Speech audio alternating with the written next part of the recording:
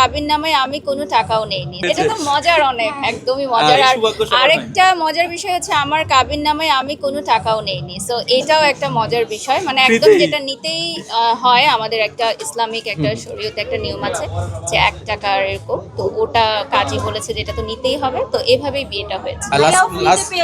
একদম বিয়ে বাড়িতে তো একটু কম যাওয়া হয় ভাইয়া, যেহেতু আপনারা জানেন যে আমরা খুব ব্যস্ত থাকি, আর ফ্রাইডে স্যাটারডেতেই বিয়ের অনুষ্ঠানগুলো বেশি থাকে, তো অনেক মিস করি।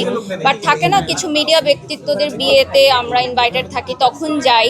তো গেলে যেটা হয় যে সবার সাথে একটা ছবি ভিডিও আড্ডা মানে করা, যেটা আসলে কাজের মধ্যে একদমই করা হয় না, তো ওটাই থাকে। আর যেহেতু একটু স্বাস্থ্য সচেতন এখন, বাট বিয়ে বাড়িতে গেলে দেখা যায় যে একটু খেয়ে ফেলি। আমরা মায়েরা এমন ভাবে বড় করি যে একটা ফুলের টোকাও মানে লাগতে দেই না।